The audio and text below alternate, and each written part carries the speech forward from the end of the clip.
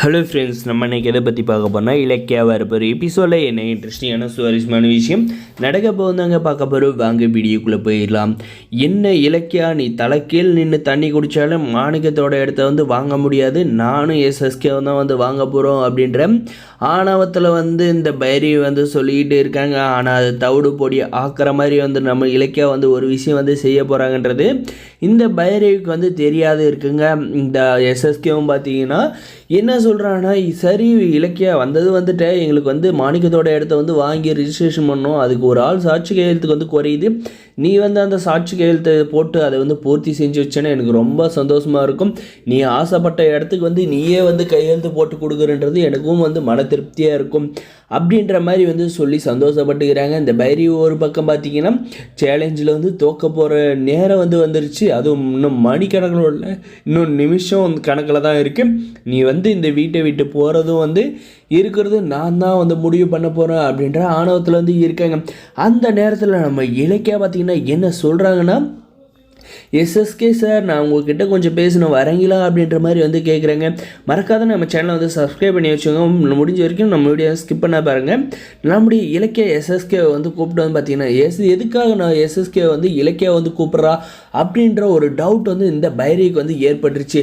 சரி என்னத்தை தான் பேசிட்டு போகிறா அப்படின்ட்டு பார்த்தீங்கன்னா நம்முடைய எஸ்எஸ்கே பார்த்தீங்கன்னா ரிஜிஸ்ட்ரேஷனுக்கு முன்னாடி நம்முடைய இலக்கியா கிட்ட பேச போகிறாங்க. போகிற இடத்துல நம்ம இலக்கியா சொல்ல போகிற விஷயத்தை கேட்டு அவனுக்கு ஹார்ட் அட்டாக்கே வரலாங்க. அந்த மாதிரி விஷயத்தை சொல்ல போகிறாங்க. இன்னும் எஸ்எஸ்கே, உன்னுடைய முன்னாள் காதலி அவங்களுடைய வயிற்றில் குழந்தைய கொடுத்துட்டு பணக்கார வீட்டை பொண்ணை பார்த்து கல்யாணம் பண்ணிட்டு இன்ன வரைக்கும் கோடீஸ்வரனை வாழ்கிறல ரொம்ப சந்தோஷமாக இருக்க போல இருக்கு. இப்போ உனக்கு அதிர்ச்சியான விஷயம் சொல்லவா? ஒன்றும் இல்லை, நீ காதலிச்சு ஏமாற்றிட்டு வயிற்றில் புள்ளைய கொடுத்துட்டு போனல ரேவதி, அவங்கள நான் தான் பார்த்துக்கிட்டு இருக்கேன். அவங்க இந்த ஊரில் தான் இருக்காங்க. அவங்க எனக்கு தெரிஞ்ச இடத்துல பத்திரமா இருக்காங்க அப்படின்ற மாதிரி ஒரே ஒரு விஷயத்தை சொன்னது அப்படியே மூஞ்ச பார்க்கணுங்க.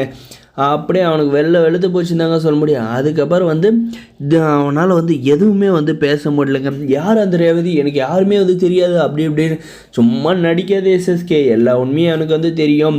அதுவும் போக அந்த குழந்தை இப்போ வளர்ந்து இதே ஊரில் தான் இருக்குன்ற உண்மையும் எனக்கு தெரியும் அப்படின்ற மாதிரி சொன்னதும் பார்த்தீங்கன்னா எஸ்எஸ்கேவுக்கு பயம் ஆரம்பிச்சிருச்சு.